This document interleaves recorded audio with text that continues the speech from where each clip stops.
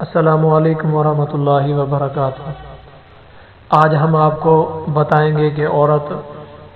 اپنی ازدواجی زندگی کیسے خوشگوار بنا سکتی ہے۔ ہم چند نسخے، چند ٹوٹکے آپ کے سامنے رکھیں گے۔ اگر مائیں بہنیں میری اس پر عمل کر سکتی ہیں تو پھر اپنے ماحول کو، اپنی ازدواجی زندگی کو بہتر سے بہتر بنا سکتی ہیں، اپنی ازدواجی زندگی کو خوشگوار بنا سکتی ہیں۔ کیونکہ آپ نے آج کل دیکھا ہوگا کہ ہر جگہ پر، ہر ماحول کے اندر، ازدواجی زندگی کے اندر جتنی آپ بیزاری دیکھ رہے ہو، اس کے اندر جتنے آپ نفرتیں دیکھ رہے ہو، ہر ایک کے سامنے وہ چیزیں کھل کر واضح ہیں کہ کتنی ان کے اندر بھیانک نفرت پائی جاتی ہے۔ صرف کہنے کا تو شوہر ہوتا ہے، کہنے کی تو بیوی ہوتی ہے، لیکن ان کے بیچ کے اندر، دلوں کے اندر فاصلہ کتنا ہوتا ہے، اس کے آس پاس کے لوگوں میں، اس کے اندر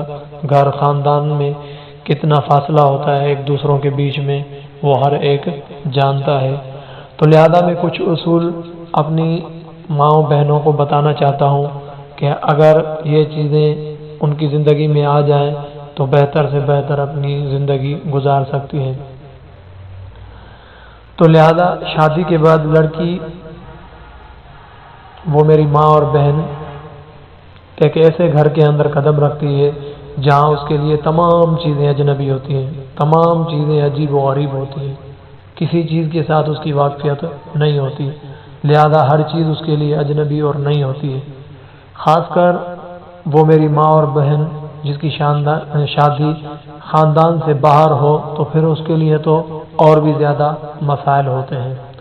تو لہذا اس کو چاہیے کہ انسانوں سے لے کر گلیوں اور محلوں تک، کھانے پینے سے لے کر رسم و رواج تک، بول چال سے لے کر چال ڈھال تک،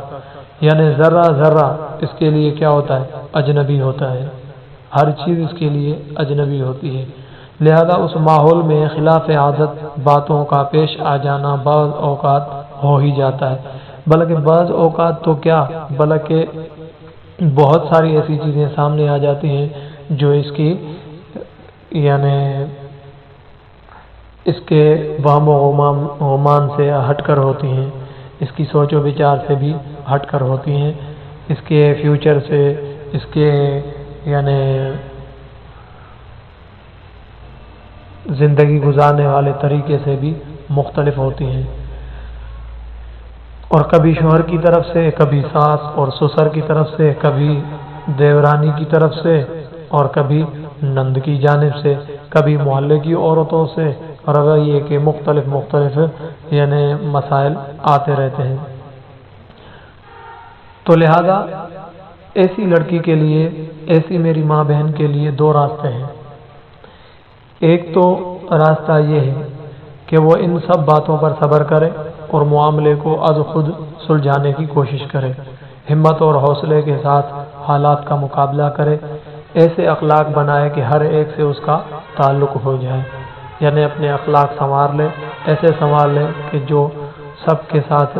یعنی متفق ہو سکے، سب کے ساتھ کمپرومائز کر سکے، ایڈجسٹ کر سکے، سارے کام وقت پر انجام دے، ساس کے ساتھ اپنی ماں جیسا اور نند کے ساتھ بہن جیسا سلوک کرے، شوہر کا جو ہے وہ مسکراتے ہوئے استقبال کرے، کیونکہ شوہر کا جب مسکراتے ہوئے استقبال کیا جاتا ہے تو شوہر کے جتنے بھی غم، جتنی بھی تھکاوٹیں ہوتی ہیں وہ دور ہو جاتی ہیں۔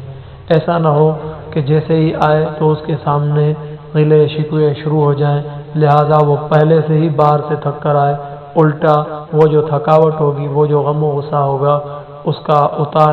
اتار جو ہوگا وہ آپ پر ہی کیا جائے گا۔ لہذا میری مائیں بہنیں حالات کی نزاکت کو سمجھتے ہوئے اپنے شوہروں کا استقبال خوشی اور مسکراتے ہوئے خوشگوار موڈ سے کریں، پھر سب کچھ اپنے آپ درست ہوتا جائے گا، وہاں کے ذرے ذرے سے اپنائیت کی خوشبو اس کو محسوس ہونے لگے گی،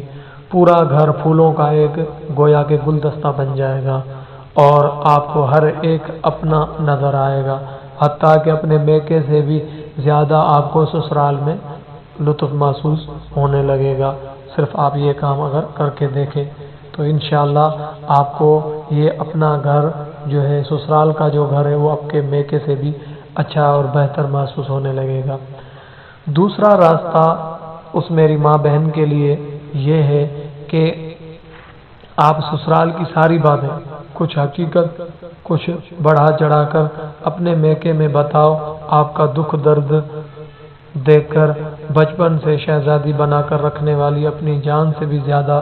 تمہارا خیال رکھنے والی پیاری ماں برداشت نہیں کر پائے گی، اور وہ جذبات میں آ کر آپ سے کہے گی، ہاں تو بھی سارا مت کیا کر، تیرے منہ میں بھی تو زبان ہے، اینٹ کا جواب تو پتھر سے دیا کر، لہذا سانس نند سے دب کر نہ رہا کر، اگر کسی کے سامنے تجھے کچھ کہے تو بھی ان کو کھری کھری سنا دیا کر، اور یاد رکھ شوہر کو بھی ان ساری باتوں سے آگاہ کیا کر۔ اگر ان سب سے کام نہ چلے تو میں تیرے باپ کو بھیج رہی ہوں، اس کے ساتھ آ جانا۔ تو جب تک تیرا شوہر اپنے گھر والوں سے الگ نہیں ہو جاتا تجھے نہیں بھیجوں گی۔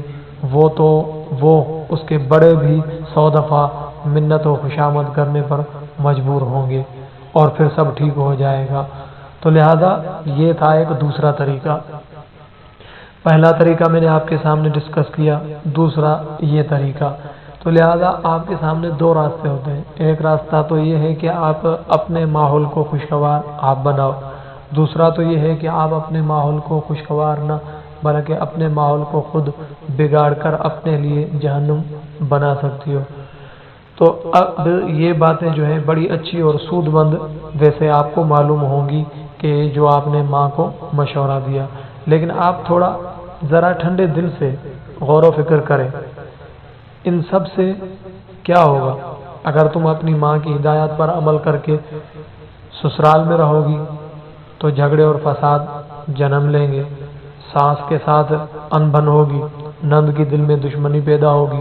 شوہر کے ساتھ ناچاکی بڑھے گی، سب کی زندگی جہنم بن جائے گی۔ آپ گھٹ گھٹ کر پھر آپ کو جینا پڑے گا، ایک لمحہ بھی آپ سکون کا سانس آپ کو نصیب نہیں ہوگا۔ اللہ نہ کرے کہ طلاق تک کی یہ نوبت آ سکتی ہے، اور تم پھر نہ ادھر کی رہو گی نہ پھر ادھر کی رہو گی، گھر والوں پر ایک بوجھ بن کر رہ جاؤ گی۔ لیکن اس سے سوائے مشکلات میں اضافے کے آپ کو اور کچھ بھی نہیں ہوگا۔ آپ کے اس دوسرے میرے مشورے سے، اس دوسرے پوائنٹ سے، دوسرے مسئلے سے، دوسرے راستے سے آپ کے اوپر مشکلات سے مشکلات آتی رہیں گی، آپ کے لیے پھر کوئی سولوشن نہیں ہوگا، کوئی آپ کے لیے پھر راستہ نہیں ہوگا۔ آپ خاندان والوں پر بھی ایک بوجھ سی بن جائیں گی، گھر والوں پر بوجھ سی بن جائیں گی، لہذا دو خاندانوں میں ٹکراؤ ہو جائے گا۔ اور اگر تم صحیح سلامت سسرال میں پہنچ بھی گئی تو پہلی والی بات پھر اب نہ رہے گی، کیونکہ دلوں میں کھوٹ آ جائے گی، زندگی ایک بے لطف محسوس ہونے لگے گی۔ اور اگر آپ پنچایت تک بات آپ کی یہ پہنچ گئی پھر بھی تو تمہاری خیر نہیں ہے، بات بڑھے گی تو بڑھتی چلے جائے گی، مقدمات تک نوبت پہنچے گی تو بھی روپیہ پیسہ پانی کی طرح پھر بھی بہانا پڑے گا، تو پھر تو اس جہنم سے پہلے اسی دنیا میں تیری زندگی جہنم بن جائے گی۔ اس لیے شادی کا دین سیکھنا ضروری ہے، شادی سے پہلے شادی کا دین سیکھنا ضروری ہے۔ اگر کسی کو میری یہ پوسٹ آپ کو بری لگے تو میں معذرت خواہ ہوں، آپ کے الفاظ آپ کی پہچان ہے۔ کمنٹ ضرور کیا کریں تاکہ پتہ چلے کہ آپ کو میری پوسٹ اچھی لگی یا بری لگی۔ لہذا میری ماں اور بہنوں کو چاہیے کہ تھوڑا صبر سے بھی کام لیں، اپنے اوپر صبر کا دامن لازم رکھیں، لہذا انشاءاللہ ان کی زندگی بہتر سے بہتر بن جائے گی۔